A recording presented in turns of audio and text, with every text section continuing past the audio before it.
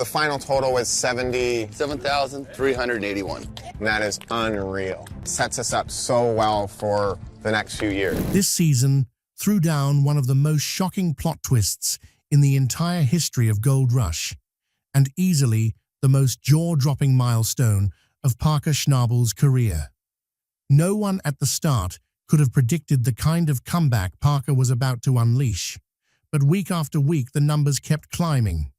The pans got heavier, and the cleanup mats were buried under piles of shimmering gold. Even his own crew stood there stunned, wondering how this was even possible. I mean, who would have guessed Parker would pull out $14 million in gold all on his own in just one season? Parker was under pressure from every direction.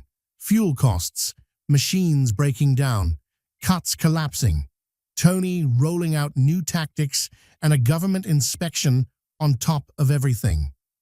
Yet somehow, the way Parker kept everything under control was incredible to watch. There were moments where it looked like it was all over, and then suddenly a high-pay zone would appear out of nowhere. That unpredictability became the biggest suspense of the entire season. No one had any clue where the next gold-rich pocket would show up. Some weeks, it was 250 ounces, some weeks 300. And sometimes the readings were so insane that Parker himself said, "Guys, this doesn't make sense. Something big is going on." That line pretty much summed up the entire season. And when the final total came out, $14 million in pure gold, the whole mining world was shaken. Fans online were calling it Parker's best season ever, and honestly, no one wants to miss whatever twist is coming next. And yes, one thing is certain, brother. If you're watching the video and still not subscribed, you're going to miss the next chapter. This story is just beginning, and what's coming could rewrite the entire gold rush. In the very first week, Parker's crew found something that instantly changed the mood of the entire camp. When the survey team took their first readings at the new cut, the numbers shot up in a way no one expected. Usually, early readings barely show anything, but this time, the gold density charts were spiking straight upward.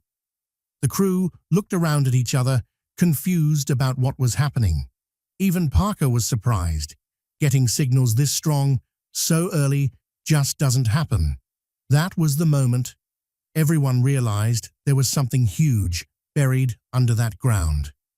AI-based ground mapping had marked it as a high-potential zone, but no one expected the data to be this accurate. When they zoomed in on the drone scans and GPR layers, they saw thick, dense pockets beneath the surface, like rich gold veins hidden underground. Even the geologist said, "Guys, this is not normal. This looks like a next-level deposit." Parker's reaction was priceless, excited, confused, and worried it might be a false reading. But the next test removed all doubt. The moment they placed the soil sample on the table, tiny flakes of gold sparkled in the sunlight. The crew reacted as if they were watching a movie, eyes wide, people whistling, others staring silently at the ground. Parker said, "If the surface looks like this, imagine what's deeper." And just like that, everyone knew this spot was serious.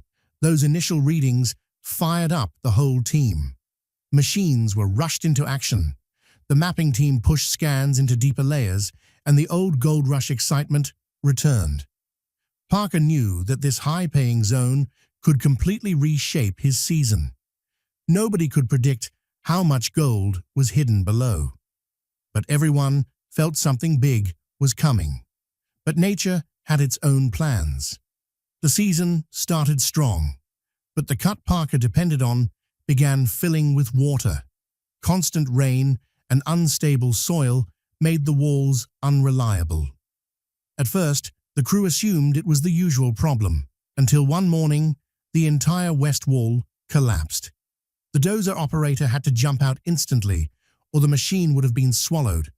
That's when it hit everyone. This could turn into a major disaster. And the problems didn't stop there. Hydraulic lines burst again and again. The wash plant kept clogging. Haul trucks were sliding in the mud. With every new breakdown, Parker's frustration grew. He kept shouting on the radio, "Guys, we don't have time for this. If we don't pick up the pace, the season is gone." The pressure on the crew was real. Early season downtime is a nightmare for any mining operation. The tension got so bad that one evening, Parker sat alone at the edge of the cut, staring at the ground, wondering if he'd chosen the wrong place. Even the production team whispered that this might be his toughest season ever. For a moment, it looked like the entire season might collapse, and then another setback hit. The extra pumps they installed to stop the collapse started choking on mud. It felt like some unseen force was blocking every one of Parker's attempts. Days went by with barely any gold on the tables. Crew members quietly said to each other, "If this keeps up, we're finished." Meanwhile, pressure grew even when news spread that Tony Beats had expanded to 3 sites this year. Production highlighted Tony's machines running full throttle, and his first 2 cleanups looked strong. This only added to Parker's stress. Nothing hits harder in mining than being compared, and the rivalry with Tony has always been intense. Social media stirred the fire. Tony is crushing it this season. Parker needs a miracle. Parker acted calm, but inside he was torn. This wasn't just about gold. It was ego and legacy. Then Tony made an even bigger move. He picked up new land leases rumored to have high-grade ground. Word spread that Tony might pull ahead this season. Parker felt the clock ticking. If he didn't turn things around fast, Tony would take the Yukon crown. This psychological pressure pushed Parker into running machines himself during night shifts. Production kept fueling the rivalry by showing both cleanups side by side, turning it into a silent battle. Viewers began thinking Tony would beat Parker easily this time. The tension made the season twice as explosive. Parker was fighting collapsing cuts, breaking machines, a tired crew, and Tony's momentum on top of it. But no one knew the real story hadn't even started. Finally, after weeks of chaos, Parker called for the first big cleanup. The crew assumed the disaster-filled weeks had destroyed their gold totals. But once they spread out the mats and washed off the mud, something surprising happened. Gold started shining through. At first, everyone was quiet. Then more flakes appeared. Then more. When they started weighing it, even Parker didn't expect what came next. 100 ounces, 150, 220, and finally, 302 ounces. The crew was stunned, hands on their heads, looking at each other like, "This is insane." Parker froze for a moment, then a small relieved smile appeared on his face. A purity test showed the gold was around 91%, extremely high for Yukon gold. That meant roughly $600,000 worth of gold in just one cleanup. That number brought life back into the crew. All the frustration from the collapsing cut disappeared. Parker realized this cleanup could change the course of the entire season. The crew was exhausted, but that cleanup restored everyone's confidence. It proved the ground had serious power, the kind that changes everything. During the cleanup, there was a moment where Parker just stared at the gold on the table in complete silence, almost like he was trying to interpret a sign. Then he said, quietly, "If the first big cleanup looks like this, imagine what's deeper." That one line set off a new wave of suspense in the camp.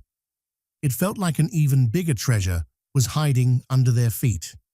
The very next day, right after the cleanup, The survey team took the ground-penetrating radar back to the bedrock zone. Parker was hoping to find something promising, but the reading that appeared on the screen left the whole crew frozen in place. One section lit up with an unusually dense cluster, a wide oval patch giving off heavy, unreadable signals. It looked like a thick mineral deposit sitting right above bedrock. When they adjusted the depth calibration, the signal became even stronger. The geologist looked at the monitor and said, "This signal is so intense, it might be one of the heaviest patches we've seen this year."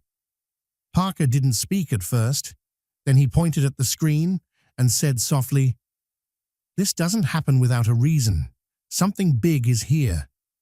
The crew didn't know whether to be scared or excited.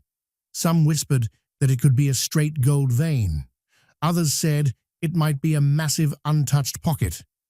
When the AI mapping software processed the data and the 3D model appeared, everyone felt a chill run down their spine. The model revealed bright, dense clusters below the bedrock. Not one, not two, but several. Parker instantly understood this wasn't a typical gold zone. You only see a pattern like this when something incredibly heavy and continuous is buried below. The crew stared at the screen in disbelief.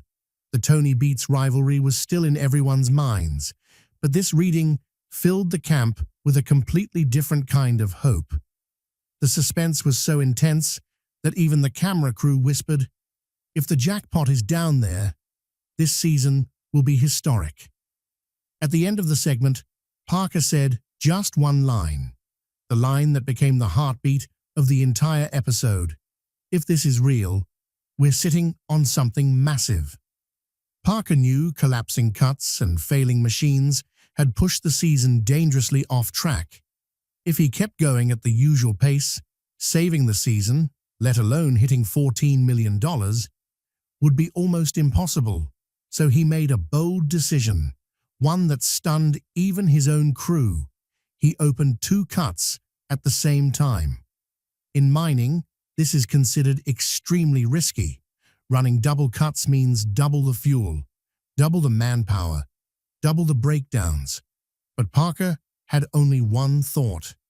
If the big score is down there, we have to reach it fast. The risk was brutal. If both cuts failed, the season's entire profit could crash to zero.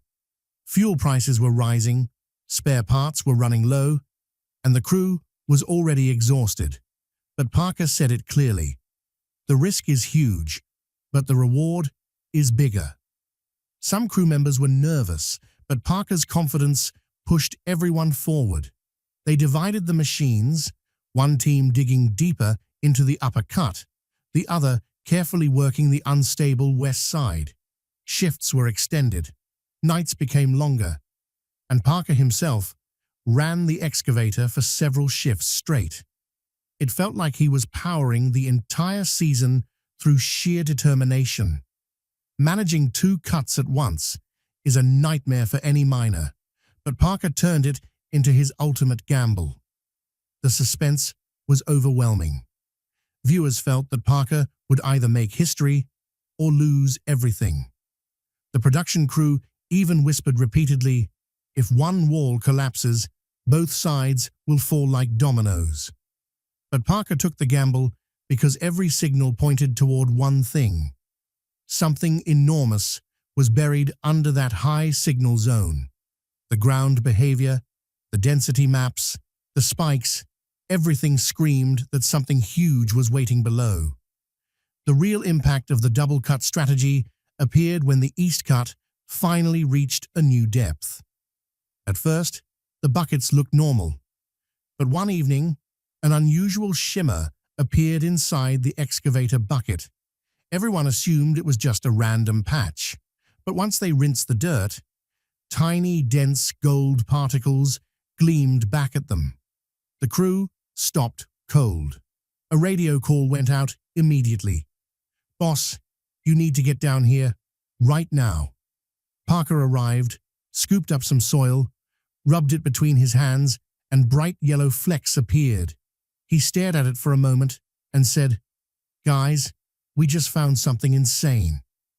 That moment sent lightning through the entire crew. As they dug a few feet deeper, they realized this wasn't an ordinary pay layer. It was a thick, gold-rich streak stretching across a huge section of the east wall. Soil tests confirmed the concentration was far higher than any previous reading. The geologist was so shocked, he blurted out, "Parker, this is high grade. This could flip the whole season." The discovery felt like a movie, the exact moment where the hero finally glimpses the treasure. The crew yelled in excitement. The camera crew started laughing, and Parker just looked at the ground with a soft smile. The gamble had finally started paying off. Machines were pushed to full power, and both teams combined to attack the new pay layer. Suspense skyrocketed, because if this layer was this good, there might be even richer pockets hidden deeper. Back-to-back cleanups, a weekly gold explosion. After uncovering the hidden pay layer, Parker ran the machines around the clock. Everyone was energized now, certain that something massive was still waiting below. The first cleanup returned 250 ounces. The crew didn't expect such a jump. The gold pile lit up the table, and morale shot through the roof. The purity was solid, the value around $500,000. Parker just said, "Great start. Don't slow down." But the real shock came the next week. The non-stop digging uncovered new streaks, and the second cleanup hit 280 ounces. The crew went silent, unable to process how these massive numbers were hitting one after another. Even Parker admitted this was the most surprising growth spurt of the season, worth about $560,000. Nearly $1 million in 2 weeks.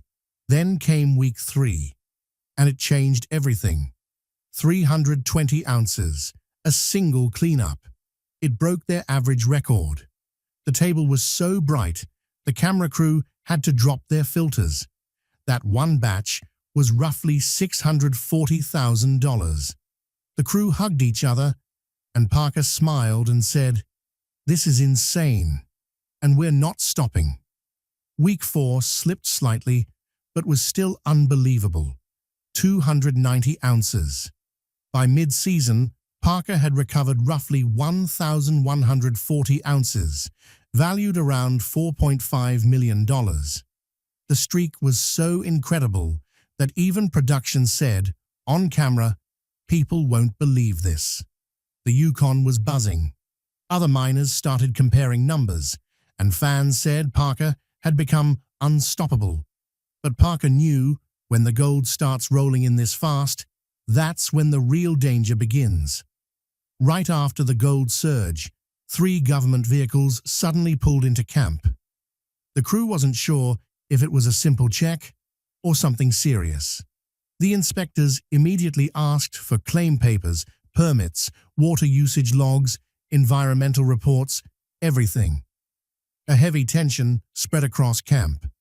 Parker walked them through the site, but the worry on his face was obvious. A government shutdown is the biggest threat a miner can face. One red flag, and the entire season collapses. The crew whispered among themselves, "If they shut us down, it's over." Inspectors examined the wash plant water, photographed the fuel storage, and inspected the drainage multiple times. Their behavior made it clear a serious complaint or report had reached the authorities. At one point, an inspector looked at an unstable section of the East Cut and said, "This area may not be safe for continued excavation." The crew's hearts sank.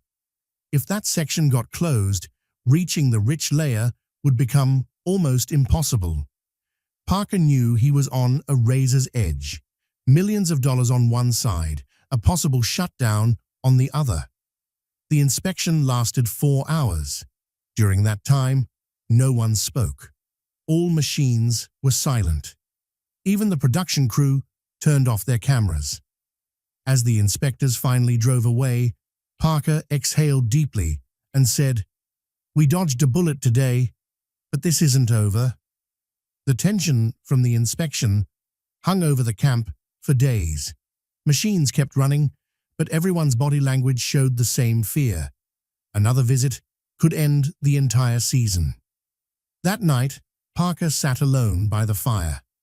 The cold air mirrored what he felt inside. His face looked worn out, his eyes defeated, and his mind kept replaying one thought. Am I losing? A camera crew filmed from a distance, careful not to intrude. Parker picked up a handful of dirt, rubbed it between his fingers, let it fall, and whispered, "So much work, so much risk, and still pressure from every direction." He stared into the dark for a long time before suddenly saying, "I didn't come here to lose." It was a line that didn't just motivate him, it challenged the entire season. Minutes later, some crew members walked over. Parker didn't vent or complain. Instead, he stood and gave a short, sharp speech. "Problems aren't our enemies, they're our tests. If we break, we lose. But if we stand firm, this season is ours." The crew nodded in silence. After that night, everything shifted. Machines roared again, shifts doubled. Everyone made an unspoken promise. For Parker, for this season, we won't back down. That night wasn't Parker's breakdown, it was his rebirth. Just days after Parker regained his fire, something happened that flipped the entire season on its head. The East Cut suddenly exploded with productivity. The deeper layer was so rich that gold flakes were visible in almost every bucket. The crew kept saying, "If the buckets look like this, the cleanup is going to be insane." Cleanup day arrived with a different energy. They laid out the mats, increased water pressure, and as soon as the first mats were rinsed, gold sparkled everywhere. The trays were so loaded that the weighing pan kept overflowing.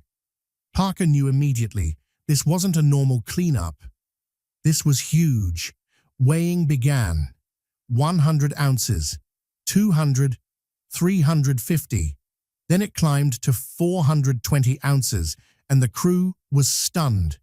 But it still wasn't done. When the final tray went on the scale, the number flashed, 503 ounces. The entire wash plant area went silent for a few seconds, and then the place erupted in shouting, applause, and pure disbelief.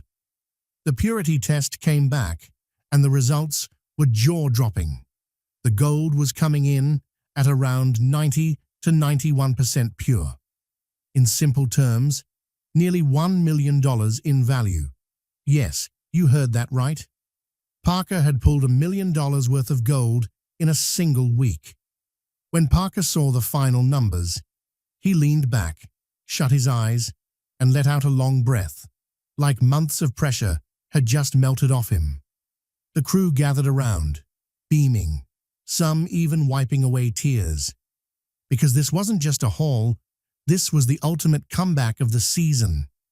Parker only whispered one sentence. This is why we don't give up." And in that moment, everyone realized Parker wasn't just mining. He was carving his name into Gold Rush history. Parker's $1 million cleanup went viral, and the entire Yukon felt the shift. Social media erupted.